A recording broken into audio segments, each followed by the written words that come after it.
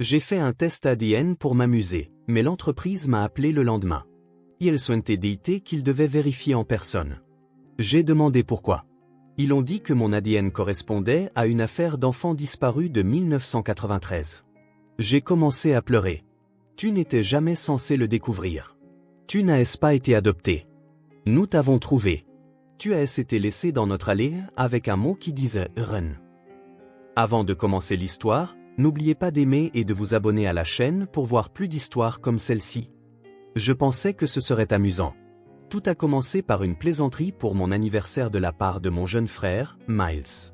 Il m'a tendu un kit ADN enveloppé dans du papier de soie, arborant un sourire radieux comme s'il venait de découvrir le feu. « Voyons si tu es secrètement une viking », a-t-il dit. Ou peut-être une espionne russe. Dans tous les cas, c'est moi qui en tirerai la gloire. Nous avons ri. Ma mère, Laura, a levé les yeux au ciel avec amusement. Mon père, Grant, a dit à Miles d'arrêter de me gaver de théories du complot au petit déjeuner. C'était l'une de ces matinées paisibles, le genre qui vous donne l'impression que rien ne pourrait jamais mal tourner. J'ai frotté l'écouvillon contre ma joue, scellé l'enveloppe et je l'ai déposé dans la boîte aux lettres en allant au travail. J'enseigne les sciences en CM2. J'ai toujours été du genre à aimer les réponses. J'aime les faits, les données, les preuves. L'idée d'en apprendre plus sur mes ancêtres semblait ludique, comme résoudre un mystère sans réelle conséquence. Je ne savais pas encore que le mystère, c'était moi. Une semaine plus tard, par un mardi après-midi pluvieux, mon téléphone a sonné pendant que je corrigeais des copies. Je ne reconnaissais pas le numéro, mais j'ai répondu quand même. Est-ce bien Avenblit ? La voix était calme, féminine, professionnelle. J'ai confirmé. Ici les laboratoires GenTrace. Nous devons vérifier un élément de vos résultats ADN en personne. En personne, ai-je répété. Pourquoi ? Il y a eu un silence. Puis la voix a baissé d'un ton, comme si elle ne voulait pas que quelqu'un d'autre entende ce qu'elle allait dire. Votre ADN correspond à un cas de disparition d'enfant datant de 1993. Je me suis figé. Mon stylo a glissé de ma main pour heurter le sol. J'ai pensé que ce devait être une erreur. Peut-être s'était-il trompé de test. Peut-être quelqu'un portant le même nom, un bug informatique. Mais la femme n'avait pas l'air incertaine. Elle semblait prudente, formée et sérieuse. Elle a poursuivi, nous avons signalé cela comme une correspondance critique potentielle. Un enfant enlevé dans une maison au Nebraska. Les parents n'ont jamais cessé de chercher. Le profil est toujours actif dans la base de données nationale. Je suis restée assise là, fixant les schémas de volcans plastifiés que mes élèves avaient dessinés au crayon de couleur, essayant de donner un sens à ces paroles. Je n'avais pas disparu. Je n'avais pas été enlevé. J'avais vécu dans la même maison avec la même famille toute ma vie. J'étais en sécurité. J'étais aimé. Ce n'était pas mon histoire. Quand je suis rentré ce soir-là, je l'ai dit à ma mère. Nous étions dans la cuisine. Elle épluchait des carottes pour la soupe. Je l'ai mentionné avec désinvolture au début, pensant qu'elle en rirait avec moi. Maman, il s'est passé un truc bizarre. La société d'ADN a appelé. Ils disent que je corresponds à un enfant disparu des années 90. Elle a lâché la carotte. Elle a frappé le sol avec un bruit sourd et tout son corps s'est figé. Son visage s'est vidé de ses couleurs. Elle m'a regardé fixement, comme si elle voyait un fantôme. Je lui ai demandé ce qui n'allait pas. Elle n'a pas répondu tout de suite. Elle n'a pas ramassé la carotte. Elle s'est contentée de me fixer, les yeux grands ouverts, les lèvres serrées comme si elle essayait de retenir quelque chose. Puis sa voix s'est brisée, tu n'aurais jamais dû le savoir. Mon estomac s'est noué. De quoi parles-tu ? Ai-je demandé. Savoir quoi ?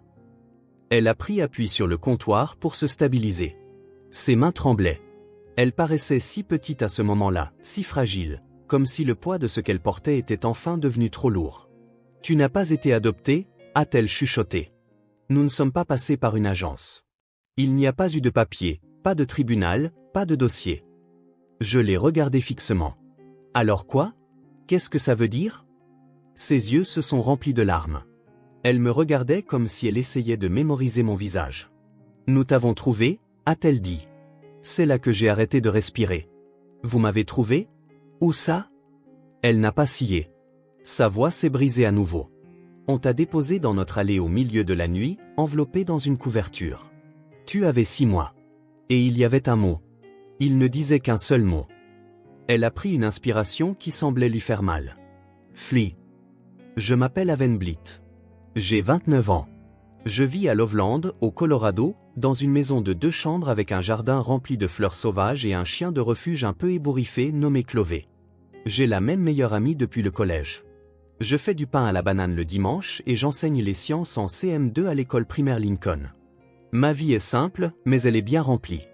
Elle m'appartient. Ou du moins, c'est ce que je pensais. En grandissant, j'avais le genre de famille que les gens enviaient. Ma mère, Laura, écrivait des petits mots à la main dans mes paniers repas et me préparait du thé à la lavande quand j'avais passé une mauvaise journée. Mon père, Grant, est la raison pour laquelle je sais changer un pneu, calculer des intérêts composés et faire un feu de camp sous la pluie. Mon frère, Miles, a 4 ans de moins que moi, mais agit comme s'il était l'aîné. C'est le rigolo, le téméraire, celui qui parle aux inconnus et chante trop fort dans la voiture. Nous n'étions pas riches. Nous n'étions pas parfaits, mais nous étions soudés. Nous avions nos plaisanteries internes et nos soirées cinéma. Quand je m'écorchais les genoux, ma mère les embrassait. Quand j'ai réussi mes examens, mon père a encadré mes résultats. Je ne me suis jamais senti à part. Je n'avais aucune raison de remettre en question mon identité. Mon acte de naissance indiquait Laura et Grant Blit. Mes photos de bébé étaient sur chaque étagère. Mon enfance était remplie de souvenirs qui semblaient solides et réels. Des campings au parc national des montagnes rocheuses, des foires scientifiques, des matins de Noël en pyjama assortis. Ainsi, quand Miles m'a offert le kit ADN pour mon anniversaire, je n'ai pas hésité. C'était un cadeau original, un truc sympa à faire ensemble. Nous avons plaisanté sur celui d'entre nous qui aurait des gènes de Néandertal. J'ai fait le prélèvement et je l'ai posté. Pour moi, ce n'était pas une porte qui s'ouvrait, c'était un jouet. Quelques jours plus tard, nous étions assis autour de la table de la cuisine à manger des gaufres et à débattre pour savoir si Pluton devait toujours être considéré comme une planète. Miles faisait défiler l'écran de son téléphone et a dit « Tu crois qu'ils vont découvrir que tu descends d'une ancienne lignée royale ?» J'ai ri. Je me contenterai de quelque chose de moyennement intéressant. Maman a souri devant la cuisinière « Tu seras intéressante peu importe ce que dit ton ADN. » Papa a grogné derrière son journal. Tant que ça ne nous dit pas qu'elle est apparentée à des politiciens, tout va bien. Nous avons tous ri. C'était un matin normal. Je ne savais pas que c'était le dernier matin avant que tout ne bascule. Même maintenant, je repense sans cesse à quel point tout cela était ordinaire. Les tasses sur la table, l'odeur du sirop d'érable, le grincement des pieds de chaise sur le bois. Il n'y a pas eu de tonnerre, pas d'avertissement, juste un coup de téléphone qui a tout brisé. Après avoir dit à ma mère ce que la société d'ADN avait annoncé, elle s'est effondrée si vite que je la reconnaissais à peine. Je l'avais toujours vue comme quelqu'un de doux mais fort, le genre de personne qui porte la douleur des autres sans montrer de fêlure. Mais cette nuit-là, elle s'est écroulée devant moi. Nous sommes restés assises dans la cuisine pendant des heures, sans dire grand-chose. Elle a préparé du thé qu'elle n'a jamais bu. J'ai posé la même question de 3 manières différentes, essayant de comprendre. « Vous m'avez trouvé ? Qu'est-ce que ça veut dire ?» Elle ne me regardait pas dans les yeux en répondant. « Ton père et moi avons été réveillés par un bruit sur le porche. Nous avons pensé à des ratons laveurs. Ce n'était pas ça. C'était toi. » Elle a précisé que j'étais enveloppé dans une couverture de flanelle jaune. Je portais un pyjama rose et je pleurais doucement. Il y avait un mot épinglé au tissu. Un seul mot, fuis. Mon père a appelé la police. Ils sont venus, ont pris des photos, ont récupéré le mot, mais il n'y avait aucun rapport de bébé disparu, aucun témoin, aucune voiture aperçue. Personne ne s'est manifesté. Finalement, l'affaire a été classée. Et mes parents, si je peux encore les appeler ainsi, se sont retrouvés face à une décision. Ils n'avaient rien planifié. Ils ne m'avaient pas volé, mais ils m'ont gardé. Ils ne m'ont jamais adopté légalement parce qu'il n'y avait personne de qui m'adopter. Pas de dossier, pas de famille, juste moi, surgissant comme un fantôme dans la nuit. Ma mère a dit qu'elle avait longtemps attendu que quelqu'un frappe à la porte. La première semaine, elle n'a pas dormi. Elle me gardait dans ses bras à chaque seconde. Elle était terrifiée à l'idée que je disparaisse aussi vite que j'étais apparu. Mais personne n'est jamais venu. La police a dit qu'il pouvait s'agir d'un bébé abandonné, d'un dépôt illégal, peut-être d'une mère adolescente effrayée, ou pire. Ils n'avaient pas de réponse, finalement, ils ont cessé de poser des questions. Ma mère et mon père, eux, ne l'ont pas fait. Au lieu de cela, ils m'ont donné un nom, un foyer, une famille. Ils m'ont élevé comme si j'étais la leur parce que, pour eux, je l'étais. Pendant 29 ans, c'était mon histoire. J'étais leur fille. Point final. Pas de note de bas de page, pas d'ombre. Mais maintenant, cette histoire se fissurait. Désormais, il y avait des questions que je ne pouvais plus ignorer. Désormais, il y avait une femme à l'autre bout du fil disant que j'étais peut-être quelqu'un d'autre. Et le pire, c'est que je n'étais pas sûr de vouloir connaître la vérité, ni si je pouvais vivre sans elle. Le lendemain matin, j'ai rappelé le numéro. J'avais besoin de l'entendre à nouveau. J'avais besoin de la preuve que je n'avais pas mal entendu, que je n'étais pas en train de sombrer dans un rêve absurde construit sur un appel manqué et un souvenir fragmenté. Laboratoire GenTrace, ici le docteur Kelsey Ardan. Sa voix était la même, calme, neutre, mais pas froide. Ici Avenblit, ai-je dit. Vous m'avez appelé hier au sujet d'une correspondance ADN. J'attendais qu'elle se rétracte, qu'elle dise que c'était une fausse alerte, que le système avait bugué ou que le dossier de quelqu'un d'autre avait été ouvert par erreur, mais elle ne l'a pas fait. Oui, mademoiselle Blit, merci de votre appel. J'aimerais discuter de votre profil avec vous en personne. Cette correspondance est liée à une affaire signalée dans notre base de données de partenariat médico-légal. C'est très sensible. Nous vous demandons de venir à notre bureau de Denver. Une affaire? Quel genre d'affaire? Il y eut un silence, puis sa voix a légèrement baissé. Un signalement d'enfant disparu. L'enfant a disparu en 1993, alors qu'elle avait 6 mois. Je ne savais pas quoi dire. J'ai fixé ma tasse de café, celle qui disait « meilleur prof du monde », et j'ai senti mon estomac se retourner. Je ne suis pas une personne disparue, ai-je dit. Je n'ai jamais manqué à l'appel. Je comprends que cela puisse être un choc. Nous ne disons pas que vous l'êtes, seulement que votre ADN a produit une correspondance directe avec des parents biologiques répertoriés dans le système national. Nous aimerions vérifier cette correspondance sous supervision avant toute autre étape. J'ai accepté de venir. Je ne savais pas quoi faire d'autre. Quand j'ai raccroché, je suis restée assise là. Mes mains étaient froides. Ma tête tournait. Je savais que je devais le dire à quelqu'un, mais je n'étais pas encore prête à retourner voir ma mère. Je n'étais pas sûre de ce qu'elle pourrait encore me dire. Elle l'avait déjà dit, tu n'as pas été adopté. Nous t'avons trouvé. Je ne savais pas comment assimiler cette phrase. Comment peut-on juste trouver quelqu'un? Comme un sac à dos. Comme un chien errant. Comme un secret que quelqu'un voulait enterrer. J'ai appelé Miles. Il a répondu à la deuxième sonnerie. Salut Frangine, alors, tu as trouvé ta lignée royale? Sa voix était rieuse, mais je ne pouvais pas répondre sur le même ton. Ma voix s'est brisée en prononçant son nom. Aven? Son ton a changé instantanément. Qu'est-ce qui s'est passé? Je dois te dire quelque chose. C'est sérieux. Je lui ai tout raconté, l'appel, la correspondance, le bébé de 1993, le mot épinglé à ma couverture. Il est resté silencieux un long moment. Finalement, il a dit, je ne comprends pas. Comment est-ce possible? Tu n'es pas adopté. Trouvé dans notre allée? Ça n'a aucun sens. Rien n'en avait. Il a pris une inspiration. J'arrive. 10 minutes plus tard, il entrait chez moi sans frapper. Il s'est laissé tomber sur le canapé, les coudes sur les genoux, et m'a regardé. Donc, cette société d'ADN pense que tu es ce bébé qui a disparu il y a 3 décennies? Ils ne pensent pas.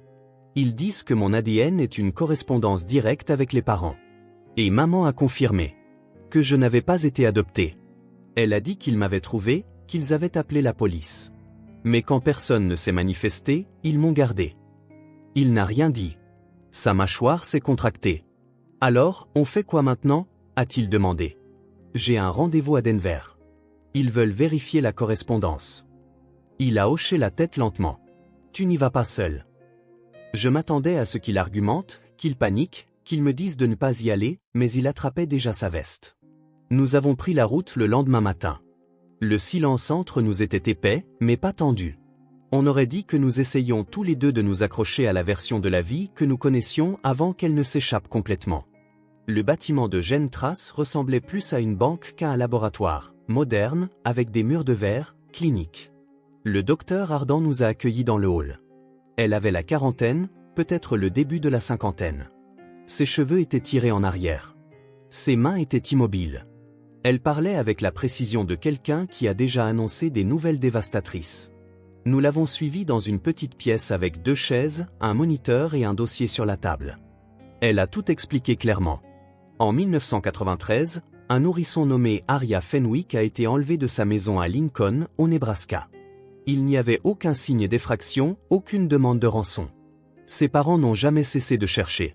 Leur ADN est resté dans le registre fédéral des personnes disparues pendant plus de 25 ans. Elle a ouvert le dossier et m'a tendu une photo. Un bébé, les yeux sombres, le visage rond, enveloppé dans une couverture de flanelle jaune. J'avais cette couverture dans mon coffre à souvenirs. Ma mère m'avait toujours dit que c'était mon premier cadeau, qu'elle l'avait gardé parce que j'en aimais la texture. J'ai senti ma gorge se serrer. Nous avons passé votre échantillon dans 3 bases de données, a continué le docteur Ardan. Vous êtes une correspondance biologique directe avec Monica et Jude Fenwick. Certitude de 99,9%. Miles s'est penché en avant. Alors, qu'est-ce que ça signifie pour elle? Que se passe-t-il maintenant? Le docteur Ardan n'a pas répondu tout de suite. Au lieu de cela, elle a demandé si je voulais établir un contact. Ils sont toujours en vie? Ai-je demandé. Oui, a-t-elle répondu. Ils n'ont jamais cessé d'espérer que vous seriez retrouvés. J'ai senti la pièce vaciller. J'ai pensé à la femme qui m'avait élevé, qui embrassait mon front quand j'avais de la fièvre. J'ai pensé à cette autre femme attendant dans un autre état, se demandant si sa fille était morte ou vivante. Les 2 histoires ne pouvaient pas être vraies en même temps, et pourtant, elles l'étaient. Je ne savais pas quoi faire ensuite, mais je savais une chose avec certitude. Ma vie ne redeviendrait jamais ce qu'elle était avant ce coup de téléphone. Cette nuit-là, je n'ai pas dormi. Je suis resté allongé sur le dos dans le noir, fixant le ventilateur de plafond qui tournait lentement au-dessus de moi. Le silence dans la pièce n'était pas réconfortant. Il était étouffant. Mon monde s'était fendu. Tout ce que je savais sur mon identité commençait à se dissoudre. Je n'étais pas seulement Aven Blitt, professeur de sciences, fille, sœur. J'étais aussi Aria Fenwick, le bébé qui s'était volatilisé de son berceau au Nebraska il y a 29 ans. Je ne pouvais m'empêcher de penser à la femme sur la photo, Monica Fenwick, ma mère biologique. Quelque part, elle avait attendu, regardant chaque anniversaire passé, se demandant, espérant, pleurant quelqu'un qui n'était jamais vraiment mort. Je ne pouvais pas non plus m'empêcher de penser à la femme qui m'avait élevé, Laura. Les mains qui tressaient mes cheveux, la voix qui apaisait mes cauchemars. Elle n'était pas parfaite, mais elle était mienne. Et maintenant, je devais faire face à la possibilité qu'elle ait fait un choix qui avait volé l'enfant de quelqu'un d'autre. Au matin, mon esprit n'était pas plus clair. Mais ma décision était prise. Je devais tout savoir. Je devais rencontrer les gens dont je venais. Pas parce que j'étais prête. Je ne l'étais pas. Mais parce qu'il n'y avait pas de retour en arrière possible. Miles m'a ramené au laboratoire. Il était silencieux mais présent. Chaque fois que je le regardais, il me regardait déjà. Il ne m'a pas demandé si j'étais sûr. Il le savait. Le docteur Ardan nous a accueillis à nouveau, cette fois dans une pièce plus petite avec un grand écran fixé au mur. Elle s'est assise en face de moi et a joint ses mains. Nous avons parlé à Monica et Jude, a-t-elle dit. Ils ont été informés de la correspondance. Ils ont demandé à vous parler. Aucune pression. Nous mettrons fin à l'appel à tout moment si cela devient trop difficile. J'ai hoché la tête. Mes mains étaient froides. Je les ai pressées entre mes genoux pour arrêter les tremblements. Elle a cliqué sur quelques touches et l'écran s'est animé. Le visage d'une femme est apparu en premier. Monica. Elle avait l'air fatiguée mais alerte, comme quelqu'un qui n'avait pas dormi depuis des années mais refusait de fermer les yeux. Ses cheveux étaient foncés, parsemés de gris. Ses yeux correspondaient exactement aux miens. Elle a couvert sa bouche dès qu'elle m'a vu.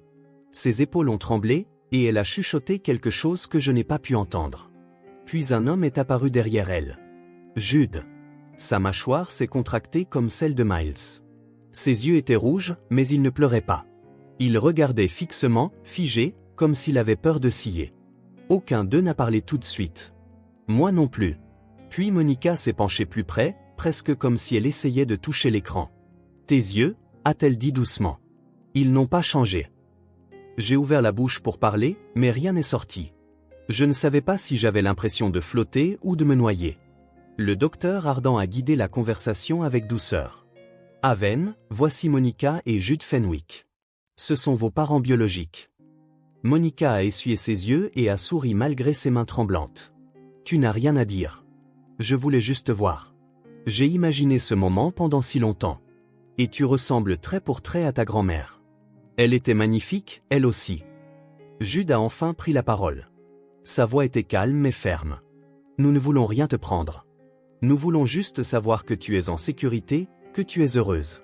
Nous avons vécu dans la même maison toutes ces années au cas où tu reviendrais un jour. Nous n'avons jamais changé de numéro, jamais changé d'adresse. Nous avons laissé la lumière du Porsche allumée chaque nuit. Je ne savais pas comment répondre. Je ne pouvais pas détacher mon regard d'eux, mais mon cœur battait à tout rompre. Je suis désolé, ai-je dit, sans savoir à qui je présentais des excuses. Je ne savais pas, rien de tout cela n'a de sens. Monica a hoché la tête. Bien sûr que non, mais nous sommes là et nous n'irons nulle part. L'appel s'est terminé après 20 minutes. Le docteur Ardan a demandé si j'allais bien. J'ai hoché la tête, mais je n'en étais pas sûr. Miles nous a ramenés en silence. Quand nous sommes arrivés, j'ai trouvé ma mère assise à la table de la cuisine. Elle n'avait pas bougé depuis la veille. La même tasse de thé reposait intacte à côté d'elle. Elle a levé les yeux vers moi avec un regard plein d'effroi. « Tu leur as parlé ?» J'ai hoché la tête. Elle a voulu me toucher. Je me suis reculé. « J'ai besoin que tu me dises tout, ai-je dit. Commence par le début. Pas de mensonge. » Ses mains sont retombées sur ses genoux. « Je n'ai jamais voulu te mentir, a-t-elle dit. Mais j'avais peur. » Peur de quoi? Peur que quelqu'un vienne t'enlever. Je me suis assise en face d'elle. Mon cœur était lourd. J'étais en colère, mais je voyais aussi à quel point elle était brisée. Elle m'a tout raconté sur la nuit où il m'avait trouvé, sur le mot, sur l'enquête de police, sur la façon dont, avec le temps, le silence leur avait fait croire que j'étais peut-être destiné à être la leur. Je sais que c'était mal, a-t-elle dit, mais je ne pouvais pas te laisser partir. Ce soir-là, j'ai écrit dans mon journal pendant des heures. Je ne savais pas encore comment pardonner, mais je savais que je ne voulais pas la haïr. Je savais aussi que je voulais connaître Monica et Jude. Pas comme des étrangers, mais comme des gens qui m'avaient attendu, qui n'avaient jamais cessé de chercher. Je n'appartenais plus à une seule famille. J'appartenais à deux. Et il était temps d'arrêter de fuir cette vérité. 2 semaines après l'appel vidéo, je me suis envolé pour le Nebraska. Monica et Jude avaient proposé de venir me voir, mais j'ai refusé. J'avais besoin d'aller là-bas. J'avais besoin de voir l'endroit où tout avait commencé, où tout avait été pris, et peut-être là où quelque chose pouvait être rendu. Miles a insisté pour m'accompagner à l'aéroport. En arrivant au dépose-minute, il s'est garé au lieu de me laisser simplement sortir. « Tu es sûr de vouloir faire ça ?» a-t-il demandé. « Non, mais j'y vais quand même. » Il a hoché la tête. « C'est bien. C'est ce qu'on fait quand on a peur. On y va quand même. » Il a fouillé dans sa veste et m'a tendu un papier plié. « Au cas où tu oublierais qui tu es. » C'était une photo de nous à 10 et 6 ans, couverts de boue, tenant des grenouilles et souriant comme des fous. Maman avait pris cette photo. Je ne savais pas comment lui expliquer à quel point cela comptait pour moi qu'il voie les 2 facettes de mon identité sans me demander de choisir. Quand j'ai atterri, Monica et Jude attendaient devant la récupération des bagages. Ils n'ont pas couru vers moi. Ils n'ont pas pleuré. Ils sont restés là, prudents, ouverts et silencieux jusqu'à ce que je marche vers eux. Monica a fait le premier pas. « Salut, Aven » a-t-elle dit. Ou Aria, ou quel que soit le nom que tu veux porter. Aven, ça me va, ai-je dit. C'est ce que j'ai toujours été. Elle a hoché la tête. C'est un plaisir de te rencontrer, Aven. Elle ne m'a pas serré dans ses bras. Jude non plus. Nous semblions tous savoir que c'était trop tôt, trop fragile. Mais alors que nous montions en voiture, j'ai vu la main de Monica s'étendre depuis le siège avant pour se poser sur la console centrale, à mi-chemin entre nous. Je ne l'ai pas prise, mais je n'ai pas détourné le regard. Leur maison était petite et chaleureuse, à la même adresse que celle du dossier de police. Rien n'avait changé à l'extérieur. Et quand nous sommes entrés, c'était comme faire un bond dans le passé. Des photos de bébés ornaient la cheminée. Un berceau était rangé dans un coin de la chambre d'amis. Une couverture rose était soigneusement pliée sur le dessus. Monica m'a vu regarder. Nous n'avons rien pu jeter. On avait l'impression que si on le faisait, c'était comme te dire adieu. Et nous n'avons jamais voulu te dire adieu. Ils ont préparé le dîner, des sandwichs au fromage fondu et de la soupe à la tomate. Apparemment, c'était mon plat préféré quand j'étais bébé. Je ne m'en souvenais pas, mais j'ai mangé quand même. Nous étions assis à table, discutant avec précaution. Ils m'ont posé des questions sur ma vie, mon travail, mon chien. Ils ont ri de mes histoires sur Miles et mes élèves. Je leur ai aussi posé des questions sur leur vie. Ils étaient gentils, mais je sentais qu'ils étaient restés figés dans le temps, attendant un futur qui n'était jamais arrivé, jusqu'à maintenant. Après le dîner, nous nous sommes assis dans le salon. L'atmosphère était plus pesante. Il y a quelque chose que nous voulons te montrer, a dit Jude. Il a sorti une boîte et l'a ouverte lentement. À l'intérieur se trouvait le rapport de police original, des coupures de presse, des prospectus, la couverture et le mot. J'avais vu des photocopies au laboratoire, mais voir les originaux était différent. Le papier était jauni, usé. Un seul mot écrit à l'encre noire précipitée, fuis. Nous ne savons pas qui l'a écrit, a dit Monica. Nous ne l'avons jamais découvert, mais la police pense que c'était quelqu'un qui s'en souciait, quelqu'un qui te voulait en sécurité. Peut-être que la personne qui t'a enlevé n'est pas celle qui t'a déposé. J'ai pris le mot et je l'ai tourné entre mes mains. Mon esprit s'emballait. Était-ce ma mère biologique? Un voisin? Quelqu'un qui avait vu quelque chose et n'avait pas su comment le signaler? Il n'y avait pas de réponse dans cette boîte, seulement des fragments. Mais un fragment comptait plus que tous les autres. Monica a sorti une photographie. Elle avait été prise à l'hôpital le jour de ma naissance. Son visage était plus jeune, mais la forme était la mienne. Ses cheveux bouclés aux pointes exactement comme les miens en étaient. Dans ses bras, un tout petit bébé, moi. Mon bracelet indiquait « Aria Fenwick, 24 juillet 1993 ». J'ai pris la photo. Ma main tremblait. « C'est toi », a dit Monica, non pas comme une révélation, mais comme une vérité qu'elle n'avait jamais mise en doute. Nous n'avons pas parlé pendant un moment après cela. Nous étions tous les trois assis dans cette pièce calme, entourés de près de 30 ans de perte et d'espoir. Finalement, je me suis levé. Je me suis approché de Monica, cette fois, c'est moi qui ai tendu les bras vers elle. Elle n'a rien dit. Elle m'a simplement serré dans ses bras comme seule une mère peut le faire. Un étreinte serrée, pleine de souffle, de chagrin et de joie tout à la fois. Jude nous a rejointes. Ses bras nous ont entourés toutes les deux. Pendant un instant, j'étais au centre d'une famille que je n'avais jamais connue. Et pourtant, d'une certaine manière, cela semblait réel. Cela n'effaçait pas les années. Cela n'annulait pas la douleur, mais cela créait quelque chose de nouveau, un pont. Cette nuit-là, avant de me coucher, j'ai appelé ma mère. Laura a répondu à la deuxième sonnerie. Ai-je dit, tu vas bien? Oui, a-t-elle répondu, je crois que oui. Et pour la première fois depuis des semaines, je le pensais vraiment. Quand je suis revenu du Nebraska, rien n'avait l'air différent, mais tout semblait différent. Les murs de ma maison étaient les mêmes. Ma salle de classe était toujours couverte de modèles du système solaire et de paillettes provenant d'une expérience ratée de foire scientifique. Chloé m'a accueilli à la porte comme d'habitude, mais j'avais changé. Je n'étais plus seulement Aven Blitt. J'étais aussi Aria Fenwick. Et d'une manière ou d'une autre, je devais apprendre à vivre en étant les deux. J'ai commencé une thérapie une semaine plus tard. Ma conseillère, Sarah, m'a posé une question lors de notre première séance qui m'a prise au dépourvu. Elle m'a dit, « Qui es-tu si tu arrêtes d'essayer de protéger les sentiments de tout le monde ?» Cette question est restée en moi. Pendant si longtemps, je m'étais inquiété de blesser ma mère, de trahir les gens qui m'avaient élevé, d'accabler les gens qui m'avaient attendu. Mais je ne m'étais jamais arrêté pour penser à ce dont j'avais besoin, à ce que je voulais faire de la vérité. J'ai continué à rendre visite à Monica et Jude. Au début, juste des appels téléphoniques et de courts week-ends, puis des voyages plus longs. J'ai marché dans le parc où ils m'emmenaient quand j'étais bébé. Je me suis assise sur le banc de l'église où ils organisaient des veillées pour moi chaque année à mon anniversaire. J'ai vu l'album qu'ils avaient créé après chaque fête célébrée sans moi. En laissant toujours un espace vide marqué, page d'Aria, au cas où je reviendrais un jour. Cela me brisait le cœur et le soignait en même temps. J'ai aussi passé plus de temps avec ma mère et mon père, les parents qui m'avaient trouvé, qui m'avaient élevé, qui m'avaient aimé même quand leur amour était né dans la peur. Je ne leur ai pas pardonné du jour au lendemain. Il y avait des choses que je remettais toujours en question, des choses que j'avais du mal à accepter, mais je pouvais voir leur douleur et je pouvais voir leur amour. Aucun des deux n'était fin. Un après-midi, j'étais assise dans le jardin avec ma mère. Chloé dormait à nos pieds et le vent soufflait doucement dans les arbres. Elle m'a regardé et a dit, « Est-ce que tu me détestes ?» « Non, ai-je répondu. Mais je pense que j'ai besoin que tu sois différente maintenant. J'ai besoin que tu arrêtes de prétendre que tout allait bien, parce que ce n'était pas le cas. » Elle a hoché la tête, les yeux remplis de larmes, mais elle n'a pas détourné le regard. « Je sais. J'essaie. » C'était suffisant pour moi, du moins à ce moment-là.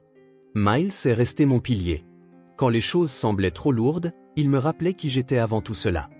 C'est lui qui plaisantait en disant qu'il méritait une partie du mérite pour avoir résolu un mystère vieux de 30 ans en m'achetant un kit ADN en promotion. Mais la vérité est que c'est moi qui ai dû l'ouvrir. C'est moi qui ai dû accepter de voir ce qui viendrait ensuite. Personne ne m'a forcé à franchir cette étape, et cela compte. Quelques mois plus tard, Monica m'a donné une lettre qu'elle avait écrite la semaine suivant ma disparition. Elle ne l'avait jamais envoyée. Elle était pliée au fond d'un tiroir, à côté des bracelets d'hôpital et des photos d'échographie. Elle disait, « Si tu lis ceci un jour, je veux que tu saches que ta vie compte. Que tu te souviennes de moi ou non, que tu m'aimes ou non, je serai toujours ta mère. Tu n'es pas perdu. Tu es aimé. » J'ai pleuré en la lisant. Pas parce qu'elle était parfaite, mais parce qu'elle était humaine. Il n'y a pas de fin nette à cette histoire. Personne n'est reparti avec toutes les réponses. Nous n'avons jamais découvert qui m'avait déposé sur ce porche. Nous n'avons jamais su ce qui s'était passé entre le moment où j'ai été enlevé et celui où je suis arrivé au Colorado. Certains chapitres resteront toujours vides. Mais toutes les histoires n'ont pas besoin d'être complètes pour avoir du sens. Je sais qui je suis maintenant. Je suis Aven. Je suis Aria. Je suis une enseignante, une fille, une sœur. J'appartiens à plus d'un passé. J'appartiens à plus d'une famille. Et cela ne fait pas de moi quelqu'un de brisé. Cela me rend entière d'une manière que je n'aurais jamais imaginée. Il y a encore des jours où le poids de tout cela me surprend. Une chanson familière, une odeur dans l'air, une photo glissée dans un tiroir. Mais alors je me souviens que j'ai survécu à une vérité plus grande que tout ce que j'avais demandé. Et au lieu de me laisser écraser, j'ai laissé cette vérité me façonner. Maintenant, quand je me regarde dans le miroir, je vois quelqu'un de plus courageux qu'avant, quelqu'un d'honnête, quelqu'un qui ne fuit pas la vérité.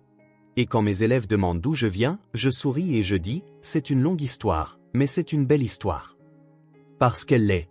Même avec la douleur, même avec les questions, c'est une belle histoire, et c'est la mienne. Si vous êtes arrivé à la fin de cette histoire, merci. Ce fut le chapitre le plus personnel, le plus déroutant et le plus étrangement beau de ma vie. Je l'ai partagé parce que je sais qu'il y a des gens qui ont l'impression qu'il leur manque quelque chose, qu'il y a une question à laquelle personne ne veut répondre. Peut-être que cela donnera à quelqu'un d'autre le courage de commencer à chercher. Si cette histoire vous a touché, n'hésitez pas à liker la vidéo et à la partager avec quelqu'un qui pourrait avoir besoin de l'entendre. Laissez un commentaire ci-dessous. Je les lis tous et j'adorerais avoir de vos nouvelles. Et si vous voulez d'autres histoires vraies qui vont au-delà des gros titres, abonnez-vous à la chaîne. Il y a encore beaucoup à venir et je serai ravi de vous compter parmi nous. Merci de m'avoir écouté. Restez curieux.